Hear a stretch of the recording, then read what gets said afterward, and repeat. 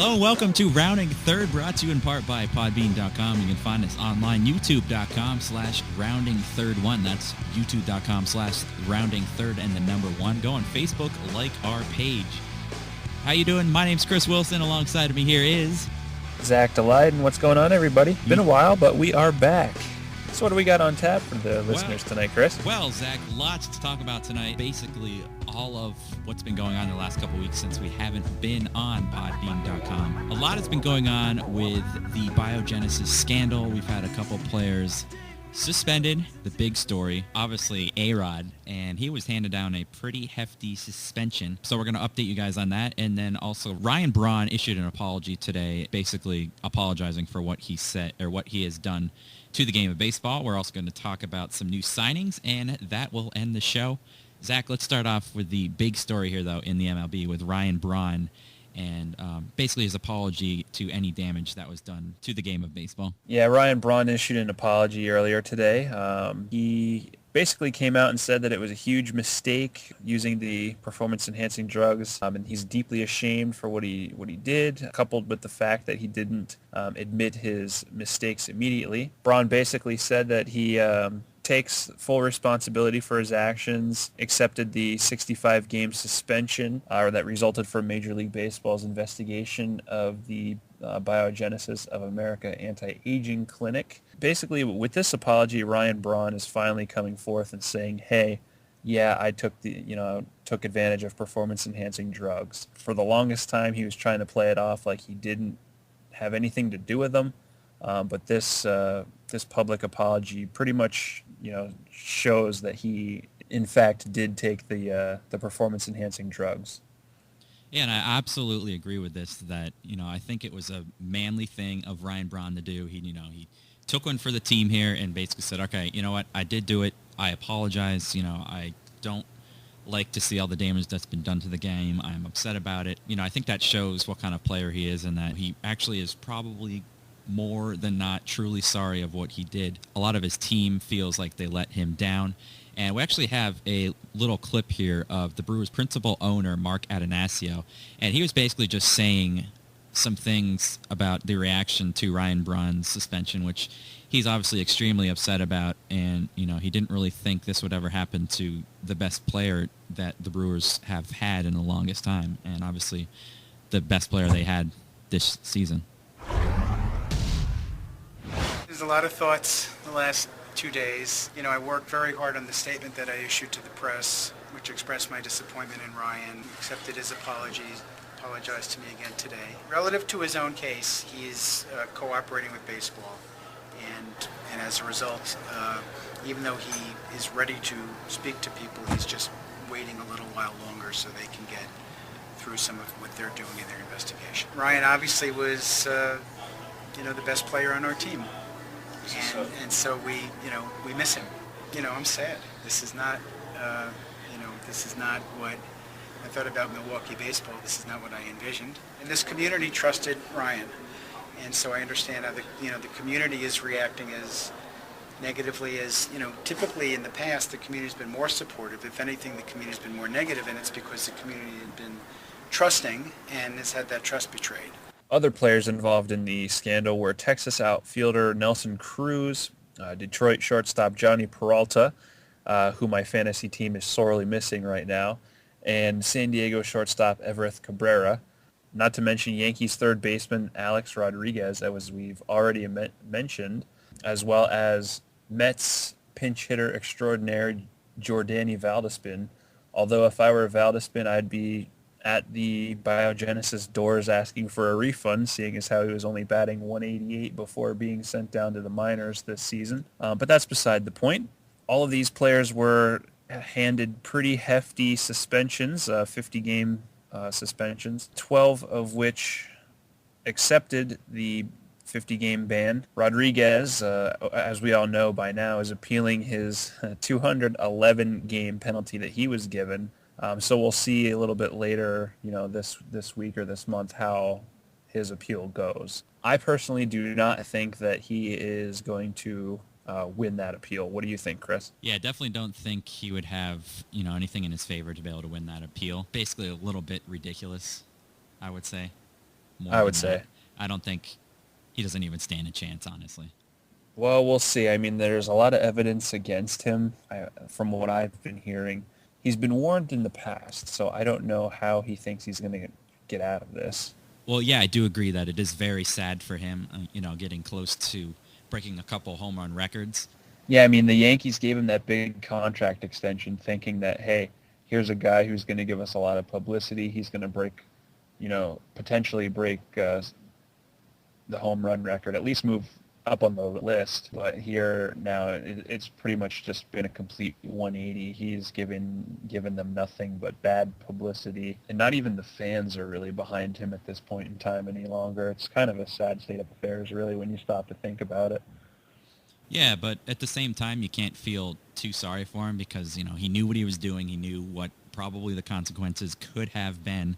If he came out earlier and just said, okay, well, I did it, but he's still just, I don't agree to this. I have nothing to do with this biogenesis scandal, which we all know is basically 100% false at this point. I'm just wondering what's going to happen after he serves this whole suspension, and through that, I don't know if the Yankees organization will still stick with him and bring him back, or do you think that this will be the end of A-Rod's career? I personally think that this is pretty much going to be the end. I think he's going to retire, although he may use this as fuel to try to mount a comeback.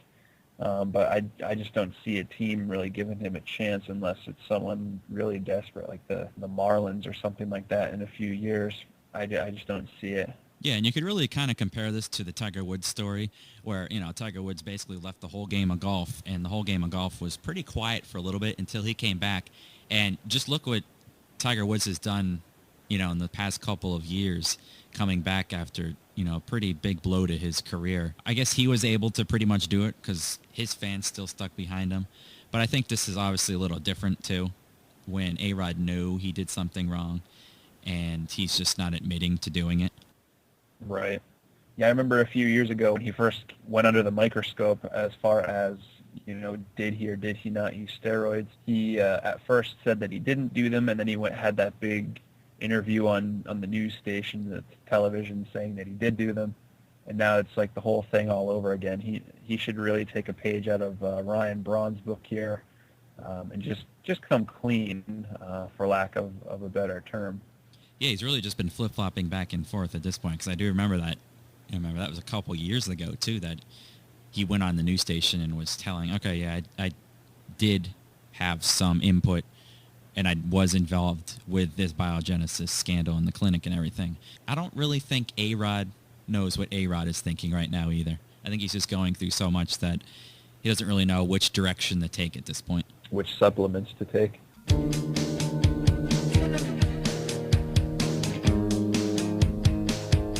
And speaking of suspensions, there was also another suspension that was pretty big in the news to Major League Baseball. Red Sox pitcher Ryan Dempster was fined for intentionally throwing at and hitting Alex Rodriguez during their game on Sunday with the series versus the New York Yankees up in Boston. Basically what happened is he was served a 7-day suspension, which will go till next week. Well, this Sunday, obviously, coming up, and he'll be back at it then.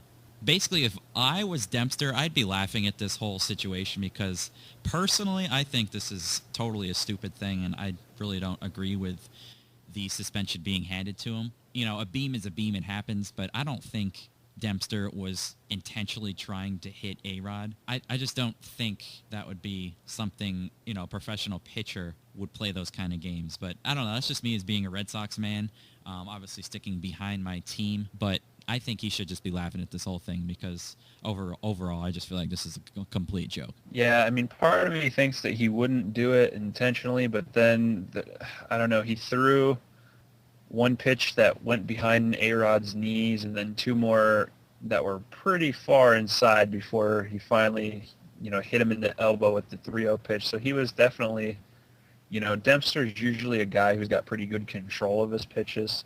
So, I mean, part of me isn't sure.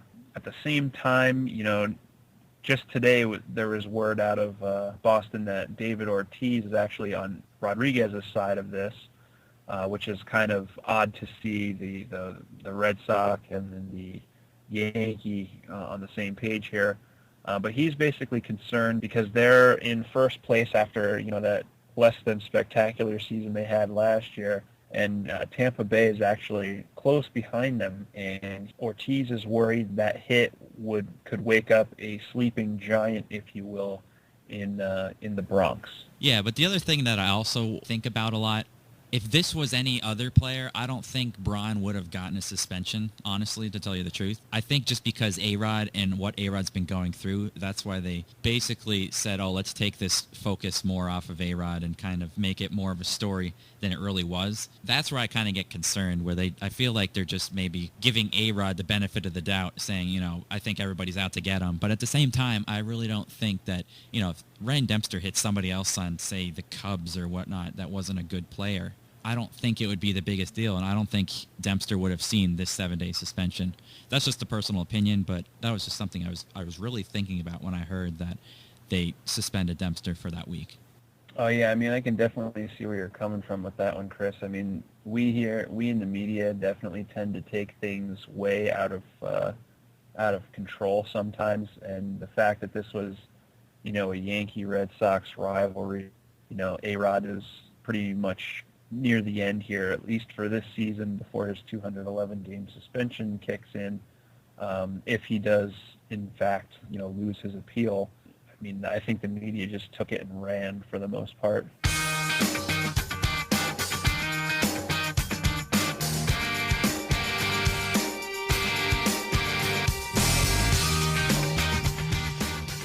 And I got some pretty exciting news for you and myself, Chris. I don't know if anyone else out there is going to find this exciting, but Daisuke Matsuzaka's got a new home. And where is that home, Zachary? The former Red Sox pitcher actually signed a deal with the New York Mets today. He's going to be starting Friday's game against the Detroit Tigers. Daisuke was 5-8 with a 3.92 ERA in 19 starts for the AAA affiliate of the Cleveland Indians, being granted his release earlier this week. The Mets wanted to pick someone up because they recently had injuries suffered by Jeremy Hefner and Henry Mejia at the back end of the rotation, and with the youngsters Matt Harvey and Zach Wheeler nearing their innings limits for the season that the Mets brass has imposed upon them, they were in the market for a new arm. So it could be a win-win for both Daisuke and the Mets. Hopefully it'll pan out, and if worst comes to worst, Daisuke is going to at least get some work here in the majors, and if he does good, he can catch on with another team next season. And I don't know what it is, but for some reason I'm going to miss him. I just like him as an overall player. I don't know if it's just his name or just his attitude. I just like him as an overall player, and I'm probably going to miss him a lot for the Red Sox, even though he really didn't put too much in for the Red Sox. But, at the same time, he's usually a player that is pretty much on, and he's still pretty young, so he's still developing in the game. So it'll be interesting, and I'll definitely be following him with the Mets. Oh yeah, definitely. As will I. In other transaction news here, that the Tampa Bay Rays, as we mentioned, who are only a few games behind the Red Sox in the AL East, they signed both Delman Young, who was released earlier this season by the Philadelphia Phillies, and former Chicago Cubs outfielder David DeJesus. They signed those two to solidify their outfield, so that should be something to watch as the rosters are set to expand here with the calendar changing to September in just a few short days, about a week or so. And finally here, it is time for the opponents of the Dodgers to fear the beard. Brian Wilson, the former Giants closer. No relation to me. No relation to Chris. He came in the other day and pitched a scoreless ninth inning in a 6-0 victory over the Miami Marlins for the Dodgers. He signed a minor league contract a few weeks ago, pretty much set to return from the injury that plagued him last season, and looks like he's back to normal. Well, that will do it for us for another show in the books. That was another beautiful one, wouldn't you say, Zachary? Oh my goodness, I can only agree with that. Yeah, I can't get over the fact of that. So again, it has been a pleasure to talk to you over the internet on this beautiful podcast that is named Rounding Third. It is brought to you by podbean.com. You can always find us online, youtube.com/rounding3rd, or like our page on Facebook. That's facebook.com, and you can search the page for Rounding Third. Sounds like a plan. Yeah, so get to it, like our page, and we expect to see you keeping in contact with us on the Facebook's page. And I'm Chris Wilson. Alongside of me for this show is my counterpart, Zach the Leiden. and of course, Here we are, signing off.